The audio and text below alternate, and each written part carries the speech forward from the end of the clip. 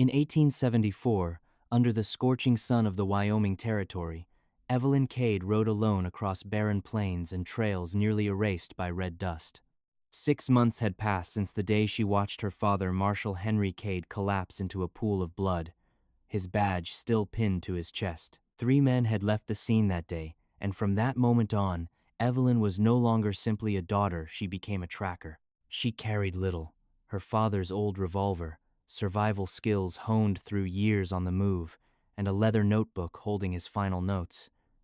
Inside was a hastily written name, Dry Hollow. When she arrived in the small town, Evelyn felt an unnatural silence. Leaning buildings, 2 saloons, a blacksmith shop, and watchful eyes peering from behind dusty windows. Something here was buried. She hadn't come to stay. She had come to dig up the truth.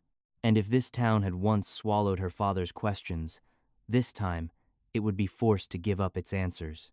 In the thick, smoke-heavy air of the Dry Hollow saloon, Evelyn Cade felt eyes tracking her every move. She had just set her whiskey glass down when a deep, confident voice spoke behind her. It belonged to Elias Drake, a man dressed far too neatly for a town this dusty, wearing a polite smile and eyes cold as steel. Drake didn't bother with small talk. He knew she was the daughter of Marshal Henry Cade. He knew why she was here, and he knew why her father had to die. According to Drake, the 3 men who shot her father were not just nameless gunmen. They were enforcers for Judge Nathan Silas, the man orchestrating a cover-up involving Confederate gold that vanished after the war. Henry Cade had traced the trail of that gold all the way to Dry Hollow, and because he came too close to the truth, he was eliminated. Drake admitted he had once moved pieces on that blood-soaked chessboard. He neither denied his role nor showed remorse, but he warned Evelyn that Silas had already sent a notorious bounty hunter, Jeb Calloway, to hunt her down. The conversation ended with a midnight rendezvous at the old freight yard. Drake promised to reveal more, if she had the nerve to come alone. Evelyn left the saloon with one certainty. She had touched the heart of the darkness. Midnight fell over, Dry Hollow beneath moonlight as cold and sharp as a blade. Evelyn Cade stepped into the old freight yard, where rotting railcars lay motionless like coffins in the dark. No voices, only the wind shrieking through rusted chains. She knew it could be a trap, but she moved forward anyway. Elias Drake emerged from the shadows, calm as if strolling down a street. He confirmed that her father had been killed for tracing the Confederate gold, and revealed that Judge Nathan Silas was the mastermind behind it all. But before the exchange could go any further, gravel crunched behind them. 3 figures appeared, rifles leveled straight at them. Drake swore he hadn't come alone as promised, and he hadn't expected anyone else to be tailing them. Gunfire tore through the night. Evelyn didn't hesitate. She rolled behind a wooden platform as her father's revolver barked with deadly precision. 1 man went down. Drake dropped the second. The last turned to flee but fell to Evelyn's final shot. As the smoke thinned, only the stench of gunpowder and blood remained. Drake looked at her differently now. "You shoot just like your father." Evelyn holstered the gun. "I'm just getting started." That night, she understood one thing clearly. The hunt had officially begun. Leaving Dry Hollow behind, Evelyn crossed treacherous mountain ranges and entered Crow territory, a place she had been directed to in order to find Hollow Eye. The land was quiet but watchful, as if every stone were observing her steps. She found him beside a small fire in a high valley. Hollow Eye was old, one eye covered by a strip of leather, but the other remained sharp as a blade. He didn't ask many questions. The moment he heard her father's name, he understood why she had come. Henry Cade had fought alongside him in the war. They had bled together, shared their last water in a snowstorm. Hollow Eye said her father's name was still spoken with respect, but when Evelyn mentioned Nathan Silas, the air around the fire grew heavy. He confirmed that Silas had built an empire on stolen Confederate gold, buying the law and hiring guns to silence anyone who came too close to the truth, including her father. Hollow Eye pointed to a mountain range on the map. There lay an abandoned mine called Widow's Grin, where everything had begun. Before she left, he handed Evelyn a bone-handled knife, a symbol of the warrior's path. "If you want to end this," he said, "you must walk the road your father was forced to stop on." Evelyn and Hollow Eye pushed deep into the Blackroot Mountains, where the air thinned and ancient pine forests stood silent like mute witnesses. From above, they spotted a narrow ravine leading to the entrance of the abandoned mine Widow's Grin. The tunnel mouth was pitch black, half covered by rotting planks, resembling the twisted smile of a widow. Hollow Eye warned her. Silas had sent men here before, but none had returned. Not because of ghosts, but because of greed and the mine's fragile walls, ready to collapse from a single spark. They set up a hidden camp in the brush. Hollow Eye laid out the plan. He would draw Silas's hired guns out with a fire on the mountainside, forcing them to abandon their hiding places. Evelyn would circle around and take a firing position from above. "You're not looking for gold," he said. "Only him," Evelyn replied. As dawn broke, smoke began to rise from the slope. 3 gunmen emerged from the trees and rushed toward the mine. Evelyn stepped out of the shadows, gun raised. Her first shot dropped the leader. The other 2 panicked, one fled, the other surrendered. From the captive's mouth came the truth. Nathan Silas had gone into the mine, waiting for the storm to come. And Evelyn knew there was no turning back now. Rain slammed into the ravine like a relentless pursuit. By the time Evelyn reached the entrance of Widow's Grin, thunder was rolling over the mountain peaks, lightning tearing open the gray sky. She tied her horse beneath a twisted pine and slipped quietly inside. The air in the mine was damp and cold, heavy with the stench of rotting earth and stone. Flickering firelight danced along the distant rock walls.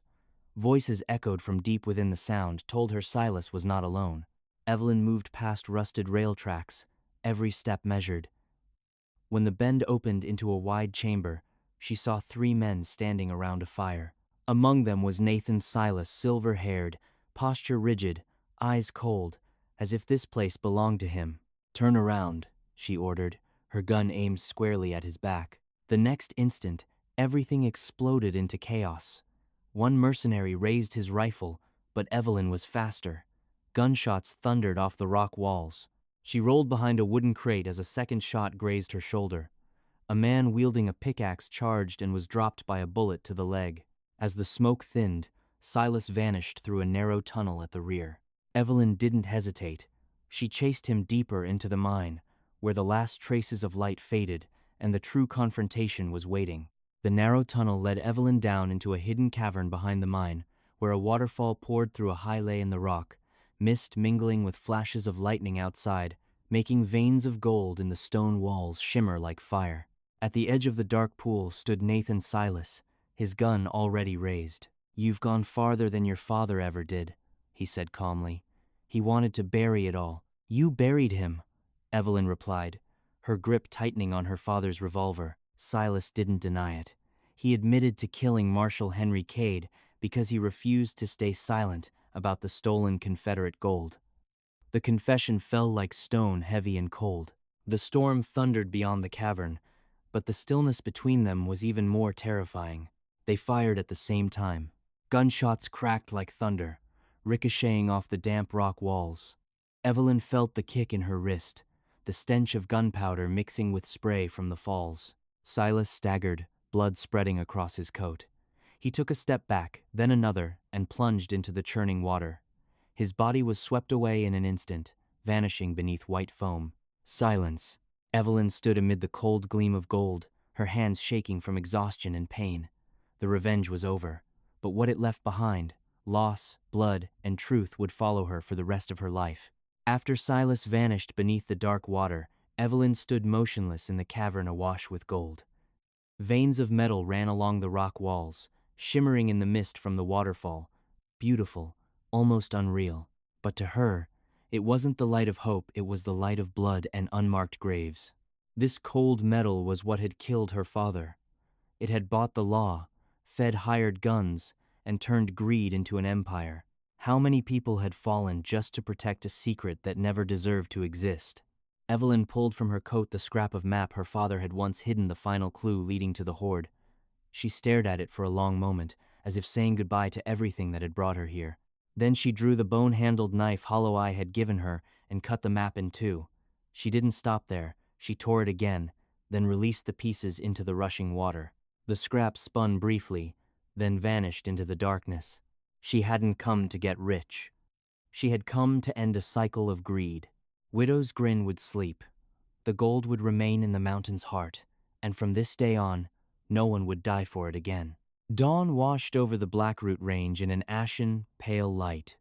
After the storm, the mountains were eerily quiet, carrying only the scent of wet earth and lingering gunpowder. Evelyn sat on a high outcrop, her father's revolver resting beside her, looking down into the ravine where Widow's Grin had swallowed every secret. Nathan Silas's body was never found. The water inside the cavern had carried him away, just as he had once carried away the lives of so many others. Perhaps it was a fitting end for the place he had plundered in greed, to become his nameless grave. Below, Nathaniel quietly finished burying the fallen. No grand headstones, no long prayers, only neatly stacked stones and a silent promise that the truth would not be buried with them. The burning edge of vengeance was gone from Evelyn. In its place was a heavy emptiness, as if the journey had drained something from her, but it was no longer flight. She had faced the past. She had closed the debt of blood.